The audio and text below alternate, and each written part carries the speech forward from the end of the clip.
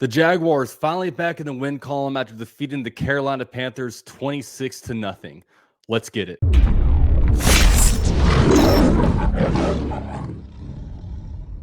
Now, before we get into this recap, quick word from this video's sponsor, BetUS. BetUS, America's favorite sports book, where you can bet on everything, anytime.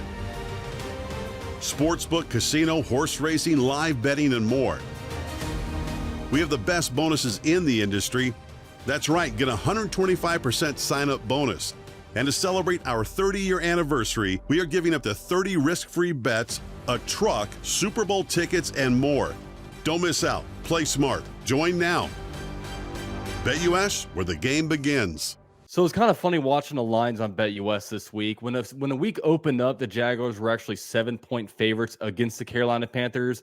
And on Friday, when we learned that Trevor Lawrence was not going to play, the line actually shifted to the Jaguars being only 4-point favorites. But with a 26-0 victory, the Jaguars have covered the spread. So now while the Jaguars are 9-7 on the season, every time they win, they cover. When they lose, they don't cover. So they're also 9-7 against the spread as well. If you guys are interested in making some different props, you can do all that on BetUS. Use my 125% deposit bonus down below.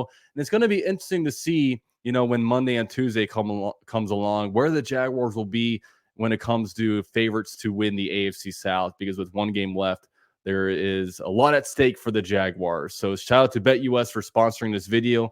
Now let's go on to this recap.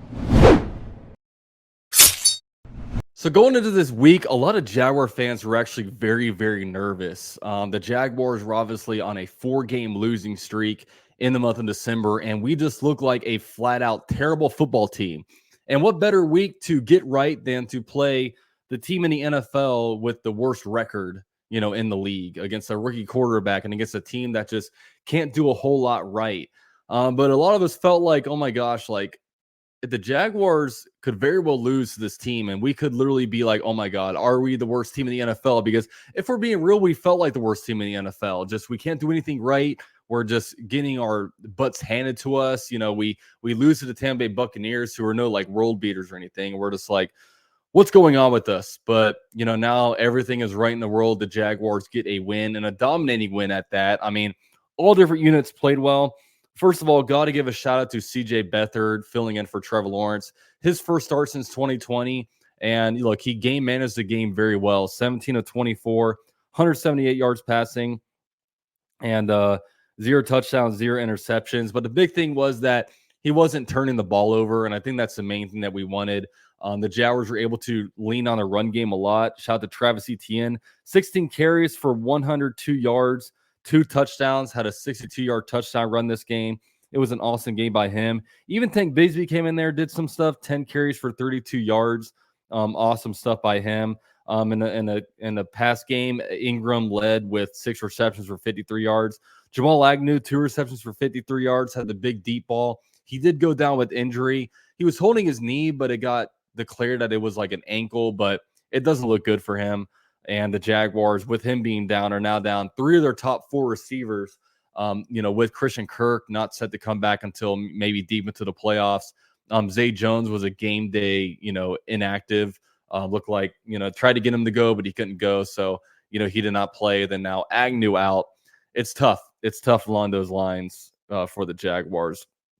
But Calvin Ridley, 4 receptions for 39 yards. Yeah, offense, didn't need to do a whole lot, but they were moving it. They were getting their field goals to start, and then they started scoring touchdowns, which was good. Brandon McManus had a good game, not missing a single field goal this game. He was 4 for 4 on field goals and 2 for 2 on extra points. Even though his long was a 35, he was knocking them through. So you got to give him credit for that. And look, in the defensive category, shout out to Antonio Johnson. He had an interception at the end of the game. That was the Jaguars turnover.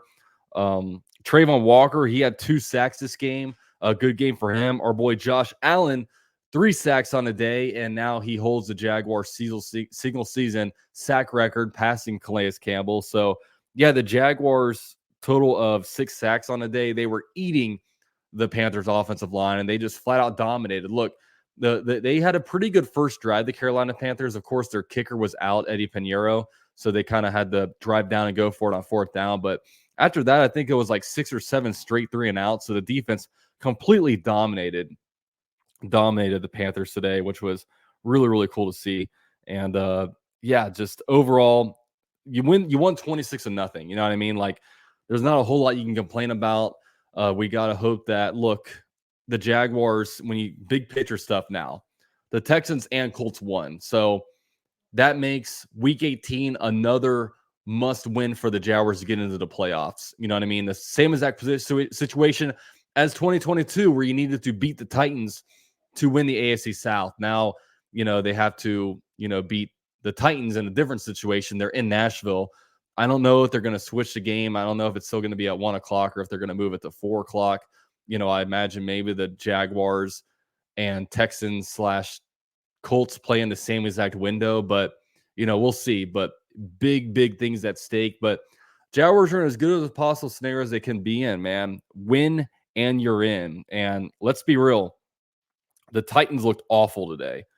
The final score of that Titans game, let me see. I mean, CJ Stroud and business went in there and beat them 26-3. They were awful, and they're another team that the offensive line sucks. So they should be able to go in there and eat.